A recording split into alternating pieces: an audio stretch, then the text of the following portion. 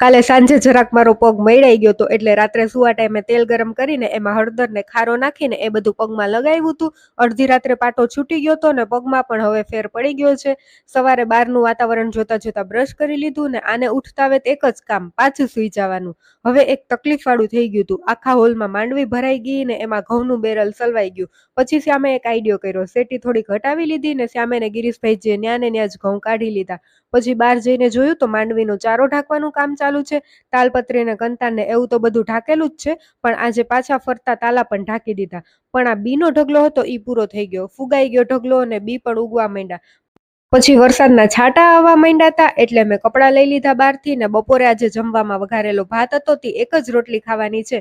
વધારે ભાર મારે ભાત ઉપર જ આપવાનો છે. પછી હું બહાર બેઠી હતી ને પવન હજી પણ જોરદાર છે. હાલો અગાસી ઉપર જઈને તમને વ્યૂ બતાવું. અગાસી ઉપરથી તો બહુ મસ્ત દેખાય, જાણે કે સ્વર્ગ.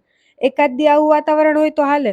અમારે તો હમણાં કેટલા દિવસથી આવું ધુમ્મસ જેવું જ રહે છે. બહુ પછી આવું ને આવું વાતાવરણ રહે તો ન ગમે મને તો જરાય.